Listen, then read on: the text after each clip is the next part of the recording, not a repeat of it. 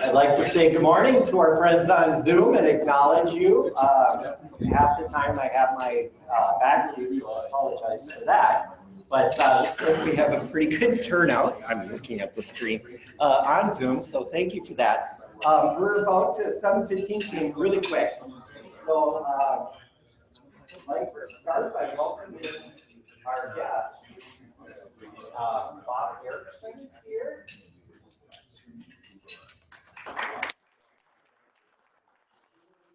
Getting a big check. And did Joe master cheering? We haven't seen Joe. Okay, well, hopefully he will be here soon too. So I think as of now, Bob's our only guest. Now for the announcements. This morning, I woke to WCCO the newscast, and there was a report that 20% of the students at the University of Wisconsin-Madison have tested positive for COVID. That's a pretty alarming number. So I asked that we, as a club, try to follow these protocols that Brackets has set forward for us for the sake of our members' health and the staff as well. So we can just be mindful of that and you know, certainly not hugging each other or embracing, but the way we have it set up, I think right now is perfect. So next on the list is we still need some golfers. If you have a mindset, you don't have to be very good. Gordy has signed up. We have our areas. So we've sponsored a hole this year, and so we're also looking for people to man the hole. The Monhoffs will be manning the hole, and as sponsors from 10:30 to 12:30, but we have some openings from 12:30 to 4:30 as well. If you'd like to go out and kind of spread the word in Rotary, as there's many police and firemen and business people are participating in this event. So if you'd like to golf, that's great. We have 3 openings, but if you'd like to get involved sitting on a hole, it looks like it's going to be beautiful on Tuesday. So next, if Jim Christian wouldn't mind just mentioning briefly another opportunity we have as volunteers to help a veteran. Thank you. This was a request that came through the Yellow Ribbon Society, and there's a vet, they live in a home, I try to even remember what city it's in. Tim Buck was the original contact here, and it's going to involve, we don't have a date yet, but it's going to involve essentially hanging some pre-hung doors, finishing a concrete floor and basement. It's a family that has numerous generations living in it, and some with special needs, and we'll need some help just moving all the stuff out of the basement outside to be able to do the floor and do the hang the doors and put up some trim. So I'll keep it posted on the details as soon as we verify some of the mechanics of who's going to order materials or when's it going to be there and that kind of stuff. So that's it. So if you're like me and you severely lack in carpentry skills, there's other things that we could do as far as moving stuff, perhaps painting. But there's plenty of people that look good in a tool belt, Jim being one. Kathy's volunteered her husband. Perhaps you have a spouse that you could volunteer as well. So let's get behind this. And I think if there's 10 or 12 of us that work in shifts to get these done, that would be great. We now have the big check presentation. Jay Young and Bob, and probably Cheryl Morrison would like to talk. Oh, just Jay and Bob. I was really hoping Joe would be here, as he's a huge Packer fan, so I guess I can't. Maybe he's online. I don't know. But, Put the mask up if I come here. Yep. Yeah. Whatever you're comfortable with.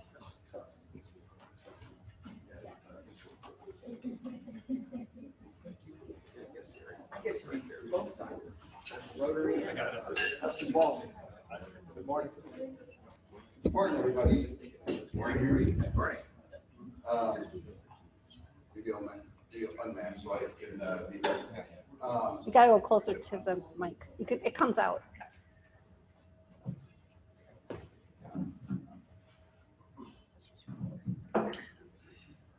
Too complicated for me. Cheryl and Bob Erickson are here today to accept a grant check that we have for them for the art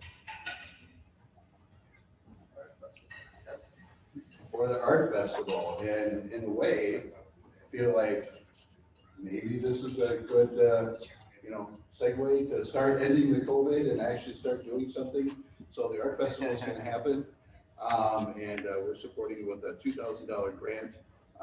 And Bob's here to accept the check and to tell us a little bit about the program. Jay, thank you so much. Good morning, Rotarians and those on Zoom with us. We're so very grateful. The Friends of the Arts Center sponsors the annual art festival this year. It's going to be a little bit different, although we're going to respect social distancing under the state guidelines. So at any one time, we're expecting 250 guests on our campus. We're going to continue to have some food trucks with apps at the tables. Some of you have asked about the beer tent. I don't know why you would, but for those that did, that's something we're not able to provide this year. Access to the building will be limited. We're excited to, again, host it. I know the community is excited to participate, and we're going to have 60 artists. Last year we had over 100. So many of the artists have chosen not to participate. It's a juried show.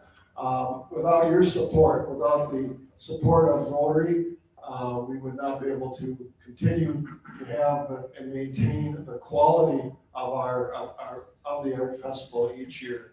Standing with me, of course, is one of our board of directors from the Friends, Cheryl Morton. She's very involved. Thank you, Cheryl. And Cheryl is responsible for our silent auction. I know you just, Mr. Hendrickson, managed the silent auction. You just had the successful silent auction. We're so anxious, so is the community, to have the taste return to the campus, the Art Center campus, for 2021. We're looking forward to that. We really missed that taste, and I know that's the community's excited again to have the festival return this year. So thank you all for your generosity, and we look forward to having you as our guests. Again, we're going to respect social distancing. Masks will be required, and we're really feeling good about the experience. I want to acknowledge Joe Massey-Archer, our Arts Center manager, especially acknowledgement of Sarah Stowell, our festival manager, who's done a superb job in the past years, as I'm sure many of you know from your participation. Thank you again.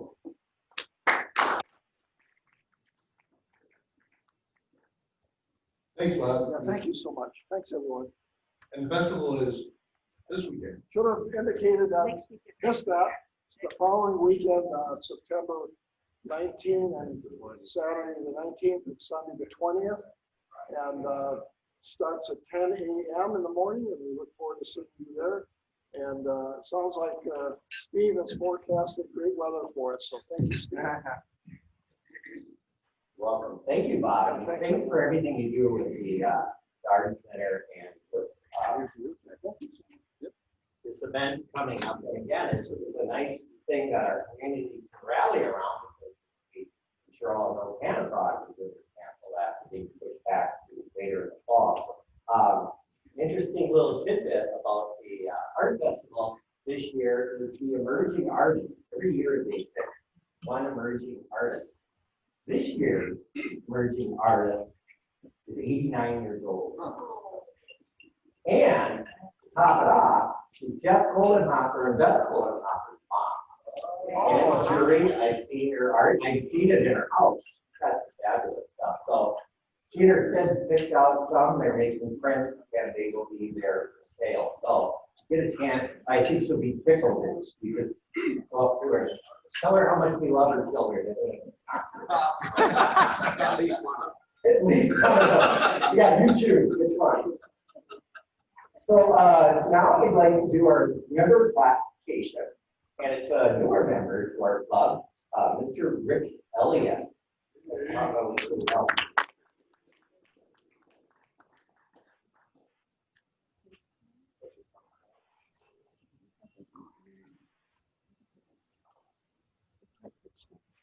Morning, all. Good morning. My name is Rick Elliott, but I'm also known as Scott. Yeah. Right, Jim? Or Pete? That was, I think that was the day I was inducted, wasn't it? Yes, yeah, we'll never let you with that one. It's in memoriam now. Yes, it is. I was born and raised in Indianapolis, Indiana, youngest of 4 kids. Graduated high school in 1976. Small graduating class of only 1,305 kids. I was married in 1981. Started working in the financial industry for a bank in 1984. 1985, I joined the FDIC Division of Liquidation. I don't see Tom here. He would know what that's all about, but we were the least liked individuals in the banking world. We were the ones that if we showed up at your institution on a Friday afternoon at 3 o'clock, it was not a good sight. We were the ones that took over the bank, closed the bank because of they were in trouble, big trouble. And we had to work overnight, get him ready to open up the next day. That was quite the experience. All over the Midwest we did that. And ultimately, that is what led me to Minnesota in January of 1987. So prior to that, we had done such a good job that they were closing our office in Indianapolis, so I had a choice to move to Chicago or Burnsville, Minnesota. I had no clue what Burnsville, Minnesota was. But I also knew that I didn't want to raise a family in Chicago. So we took a chance. I arrived here on January 30th, 1987, and it was 30 below. And I was going, what in the world did I get myself into? But I wouldn't trade it for the world. We have 4 kids, and to me, Minnesota, Burnsville, Happy Valley, Lakeville area is a tremendous place to raise a family. The schools are phenomenal, parks, lakes. It was just everything that I had hoped for, and it worked out well. In February of 1987, I get introduced to ice fishing. The guys at work decided that we should go up to the Black Lakes and drive a mile out onto a frozen lake. I was like, but it turned out that was just a great experience. So that turned me on to ice fishing. I had no clue what that was being from Indiana. We didn't have lakes, and I really didn't get that. But to drive out on a frozen lake was just a concept that I couldn't grasp. But it was quite the experience. And to go out there and see basically the cities that are built out there that you live in and fish, it was incredible. I had 4 kids, 3 girls first, and then my son, 36, 34, 32, and 28. I have 7 grandkids, ranging in age from 13 months to 13 years old. They all live within 10 minutes of me, which is a blessing. I'm very blessed that way. I remarried in 2006. I had 2 stepkids, ages 20 and 18. We just took my stepdaughter to college on Saturday, University of Wisconsin La Crosse. See how long that lasts. She's not counting on being there but a couple of weeks, and based on the news today out of Madison, it's not looking good. So we'll see. But hopefully, after last year for these seniors, they didn't get much of a year. Now freshmen in college, just hoping and praying that they can have some type of year. one of my greatest pleasures was coaching my kids through, all the way up through high school. I coached my son in football, traveling, basketball, baseball. And I coached two of my girls in softball, just community softball. I got to know a lot of kids. And actually, I believe I got to be a small part in a lot of kids' lives and hopefully a positive influence. And my son's best friend still calls me coach, which I think is really cool. I see and follow a lot of these kids on social media. They're now married and have their own kids, and it's fun to be able to watch them grow. I see them out in the community. You know, it's a lot of fun. I am hoping that I show those kids that there's always somebody out there who can be there for them. And as a matter of fact, one of my favorite sayings, and I got it framed in my office at my house, it's called Priorities. And it says, 100 years from now, it will not matter what my bank account was, the sort of house I lived in, or the kind of car I drove, but the world may be different because I was important in the life of the child. And I truly believe it. And that's always been very great for me. 2002 and 2004, I had the privilege of going on mission trips to Honduras. They were water projects. It was in southern Honduras. We drove down to as close as we could get to the villages and then hiked in. And we would dig trenches from the fresh water source in the mountain down to the villages. And when we were done doing that, we then strung PVC back up the mountain to the water source and branched off to each hut, so that for the first time in their lives, they had fresh water, which was just, it's unimaginable to me. You know, we take so many things for granted, and we're just so blessed by what we have and have access to. These people were the most gracious people I've ever been around. They sacrificed so much for us. Their food, they kept us fed. They had to boil water for us daily so that we wouldn't get sick. We worked alongside of them, but they also kept us safe because surrounding villages were jealous that their village got selected to have fresh water, and they didn't. And we also, on the first trip, we had a dentist with us. And so they were worried that other villagers might try and harm us. So they protected us every night. And it was one of the most amazing things I've ever done. It was blessed to do it twice. My jobs, I've been in the financial industry, like I said, since 1982. Started at a bank, went to the FDIC, went to the private sector. For about 16 years, I was in the mortgage and real estate industry and worked for a developer right into the time, 2008, when everything crashed. At that time, for the last 12 years, I've been a business broker and M&A advisor with Sunbelt Business Brokers in Minneapolis. I really enjoy what I do because the end result is always trying to help somebody. And I felt that it was a natural progression from the mortgage and real estate industry.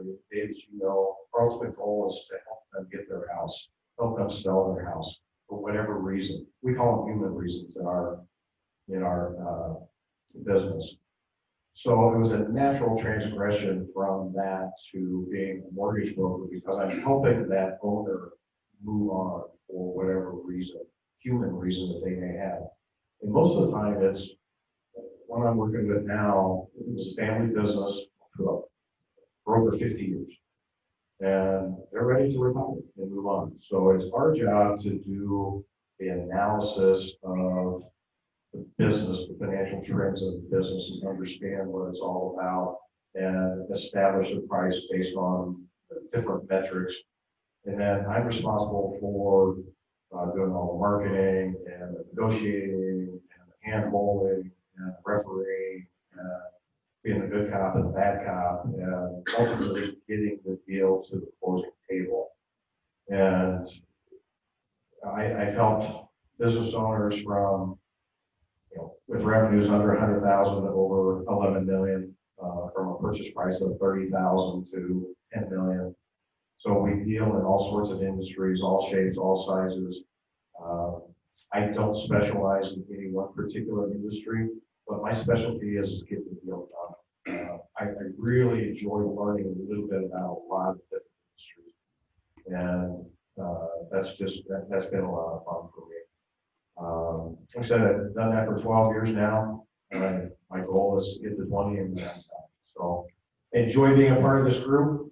Looking forward to working alongside some of you, all of you, on different projects. Really enjoyed working with Mike on the blood drive. That was fun. And Gordy, thanks for everything that you guys did there. I'm looking forward to getting more opportunities. Any questions for me on anything? Cool. Thank you.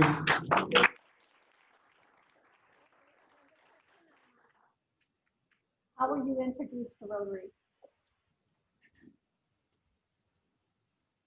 I had the opportunity to go to Rotary when we lived out in Minnetonka for a little bit, just as a guest, and saw the opportunities that they had out there. And when we moved to Lakeville, I was just feeling like I needed to get connected with an organization again. And I know Tim Murphy, yes, a lot of you all do, from church, and I asked him about it, and he brought me in and forced the Oswald to sponsor me, and the rest is history.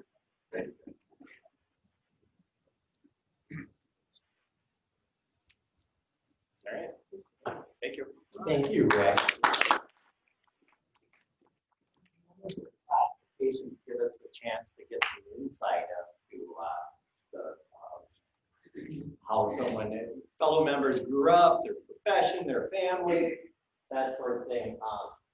You may have noticed that Rick is no longer wearing his walking boot. My understanding that was a result of earlier this summer, he went home to Indiana and either won or lost the rock kicking competition against the You asked if you could mention that. I had no idea you were going. See, I asked permission.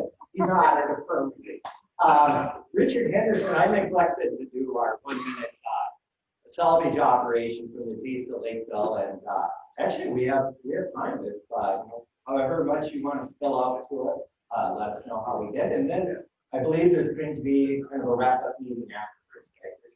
Thank you. So when Taste of Lakeville got postponed and kind of blown out of the water, they decided to give it a Navy term, so we called it Taste of Lakeville 2020 Salvage Jobs. So I'm here to wrap it up, give you some numbers. So taking a look at auction, we had 143 total items, 185 online bidders, and 74 wine in a box. They really came through with that. And all told, $27,000 in auction.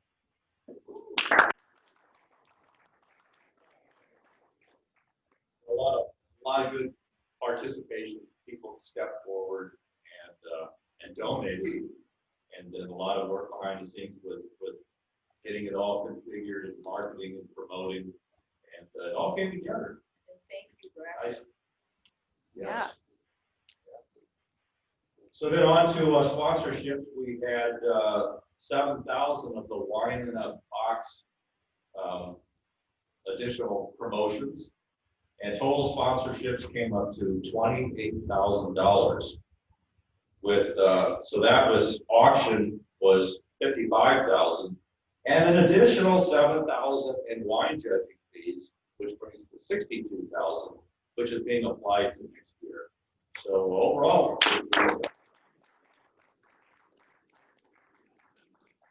we salvaged off that pretty well. So now it's on to, I'm hoping the mask mandate will be lifted by May, whatever that is, first. And we'll have a real taste of Lakeville next year. So I frankly really didn't do that much on this. I just kind of, moved it along. There was a lot of key people behind the scenes. I don't want to start naming names, Steve in marketing, and Colleen, and people with sponsorships. I mean, there was a lot of work going on, and it's highly appreciated. And I think we did. I'm not sure what a regular Taste of Lake will bring in, but I think that's a pretty good event. It's about half. About half. So Ticket price. as you say in the Navy, bravo Zulu. Thank you. And a quick after action review report right after the meeting today. Thanks.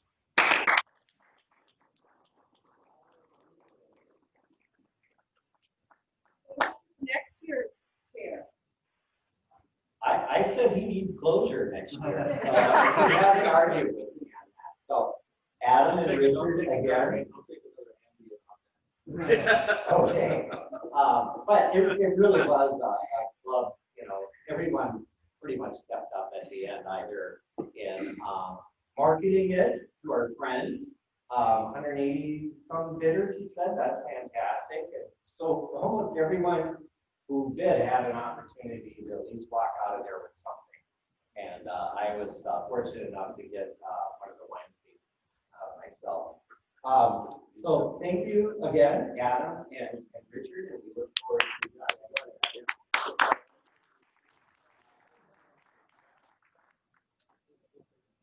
so now it's time for our 2 weeks in a row Master at Arms. Yep. So and you're not too rushed for time this time, so All right. have at it. Jim Christian. Well, you must have a lot. I'm gonna need, can you grab the money? Let's see. Who wants to volunteer to do the money? Will you, Paul? Okay. It's in the back still, so. The guy who knows how to. Let's call you guys. But I want to start with our virtuals. So, well, maybe I'm going to stand in front of this thing for just a second. No, I'm going to stand in front of the other one, so I'm not going my back to everybody. For our virtual attendees, make sure I'm in the right spot. For those that don't have their picture on the screen, pay $1. Whoa. We love to see your beautiful face. You gotta call them out.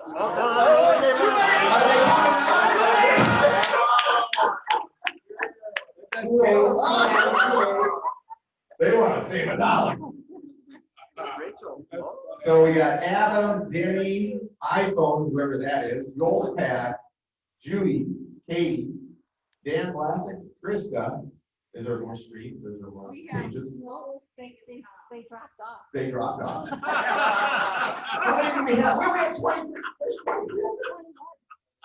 Where the rest going? No, there's 23, right? We had two, one is the webcam and one's the podium. Oh, okay, got it. So you heard your names. Oh, Dan, Classic videos. do we give him a pass or do we? No. No? Dan, that's a buck. Oh, John, yeah, we got the capital there. No. He was there earlier. He was on earlier. Was he? All right. Well, follow your heart and contribute as you see fit. All right. All right. So we're going to do table by table, and you have your choice. You can either name the past or present organizational institution or monument as far as what their plaque says or their statement or their belief. You can choose past or present, name the past or present organization or institutional statement or belief, or you can name the person from a quote. So we're going to start out with this table on the left. Do you want name the person when I give you the quote, or name the past or present organization or institutional statement or belief? You're going to think. You'll get clues. You'll get clues. You ready? Yeah. What's it going to be? Quote.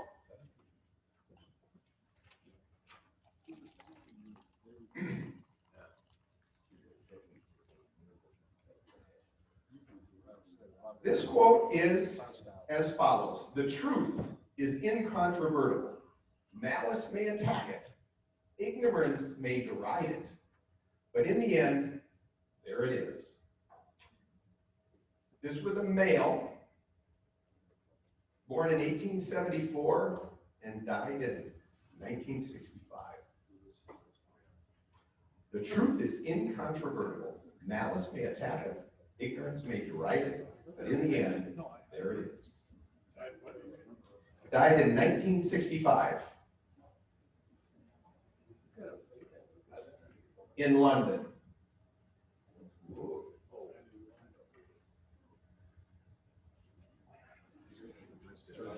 Winston Churchill.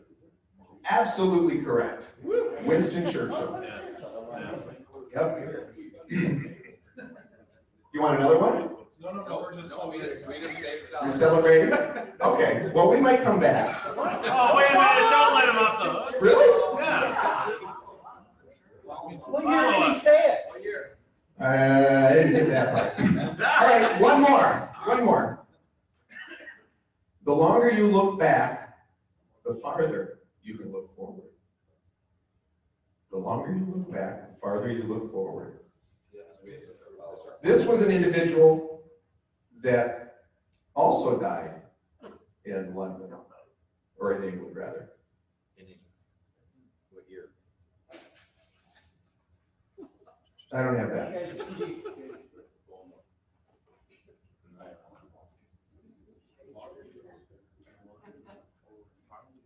The longer you look back, the farther you can look forward.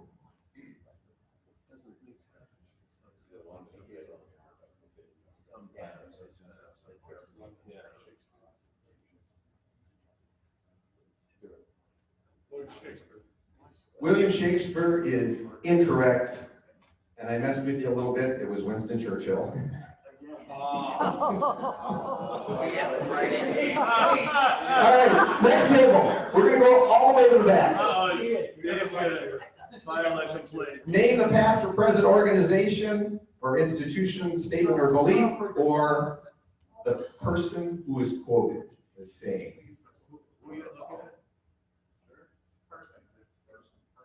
Name the person. To argue with a person who has renounced the use of reason is like administering medicine to the dead.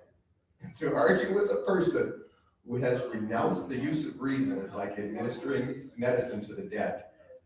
This, you changed, you already committed, you're down the path. So the clue is this individual, who was a male, lived from 1737 to 1809. To argue with a person who has renounced the use of reason is like administering medicine to the dead.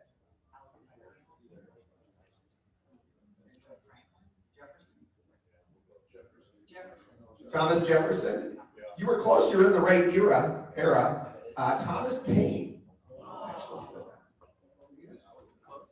Center table. Organization or person? Institution. Do we have to say if it's still standing or if it's been torn down?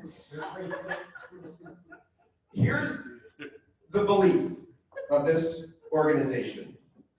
No culture in the history of the world, save the thoroughly depraved and expiring ones, has failed to affirm the existence of a supreme being.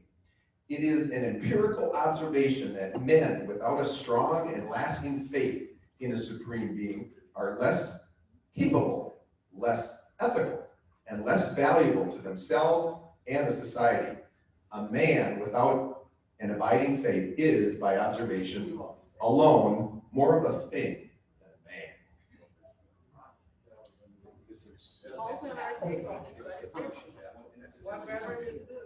This was a male, but it is an organization. And the head of that organization, his last name is Hubbard.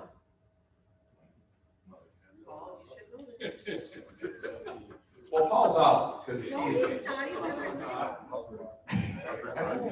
he's not sitting down. He probably does know it. He's admitting he doesn't. Okay. little tough. Scientology. Absolutely correct. L. Ron Hubbard. He wrote that in The Science of Survival. Wow. Follow up? Follow up. What's the will of the people? Follow up. Okay. You want another one? The mayor will pay.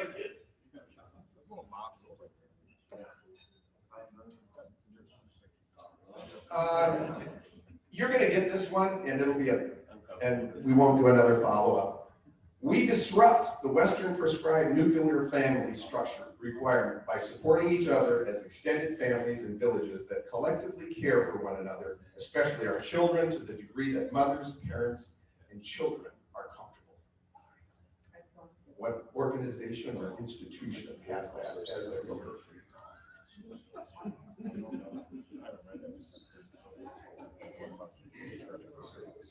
We disrupt the Western prescribed nuclear family structure requirement by supporting each other as extended families and villages that collectively care for one another, especially our children, to the degree that mothers, parents, and children are comfortable.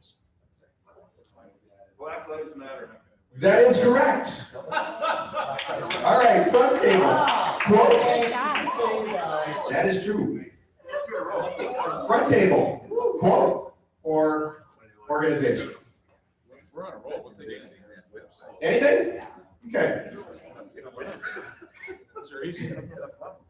This is a real thoughtful group, so I'm going to use this one. This is going to be a quote. We've heard it said that people come into our lives for a reason, bringing something we must learn, and we are led to those who help us to grow, help us most to grow. If we let them, and we help them in return. I know who I am today because I knew you. Because I knew you, I do believe I have changed for the better. Because I knew you, I have been changed for good. This is a male, and he's the composer of the Broadway musical Wicked. So it comes from Wicked. Okay, it's not Mr. Rogers. It's not Mr. Rogers. We weren't joking.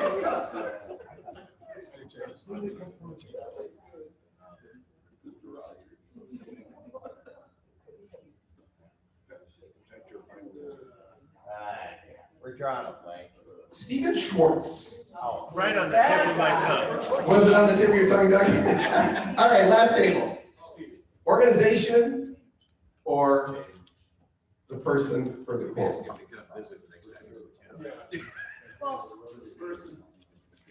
Person? Okay. The vast majority of Americans do not discriminate over gender, race, color, or creed. Americans do, however, discriminate according to intellect, bad social, and illegal behavior. The vast majority of Americans do not discriminate over gender, race, color, or creed. Americans do, however, discriminate according to intellect, bad social, and illegal behavior.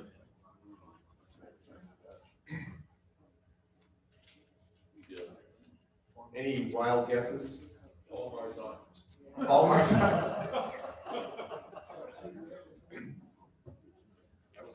None? Going, gone. Jim Christian. All right, happy or reflection dollars? Did we just get a Jim Christian quote? When did Jim Christian become famous? We did. Is that published somewhere? It is not. Oh, okay. Yeah. Just in my head. Just in my head. Happy or reflection dollars? We'll do this. We'll do the crowd here, and then we'll finish up with virtual. So, Rick. No. They just, happy dollar, reflection dollar, just praying for all the kids that have gone off to college, that they can stay there, that they can truly enjoy, for my stepdaughter's purposes, her freshman year. That I just pray for their health and safety and well-being. Amen.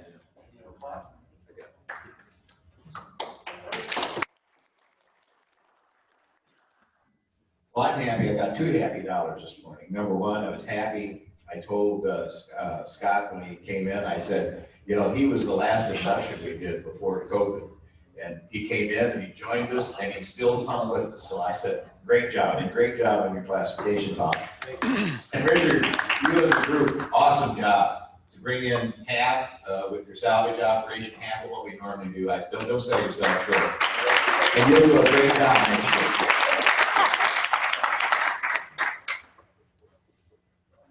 Our newest member, Dan. Right, here's a happy dollar for my birthday today.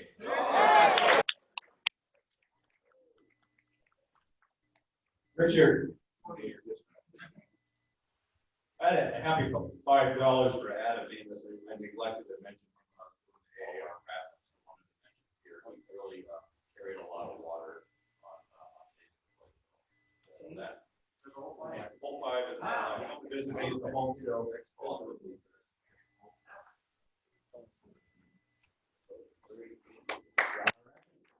Thank you, Richard. Yeah, Adam. I have a happy dollar, but it's actually for you, Jim. I want to thank you for stepping up to the plate and helping the gentleman to get this project done, which we really don't know what the project is. But the fact that Jim would once again step up, much appreciated.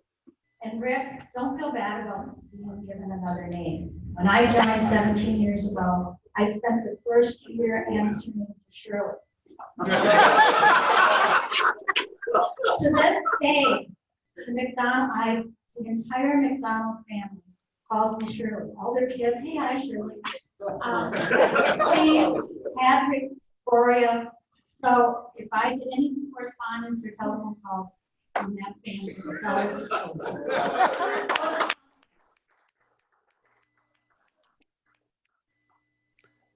Shirley. That is funny. All right, we have a few of our virtual. Any happy or reflection dollars?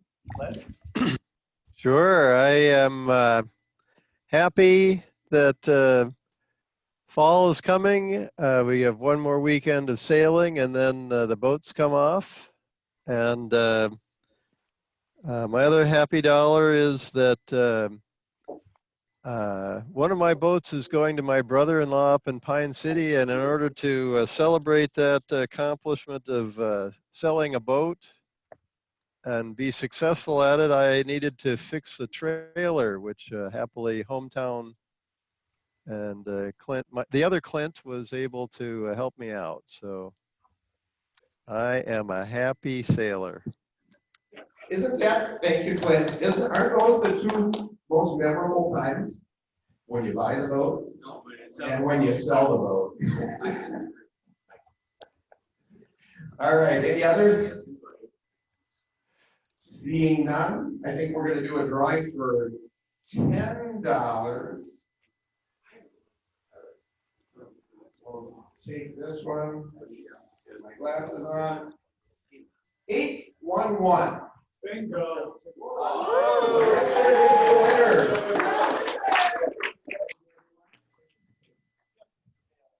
$10. $10. I do believe this is the first time Jim Christian misquoted you. Thank you for the chuckle. Now we'll conclude with our 4-way test. Please rise. Feel free to rise at home. Or not. In the things we think, say, and do, Is it the truth? Is it fair to all concerned? Will it build goodwill and better friendships? Will it be beneficial to all concerned?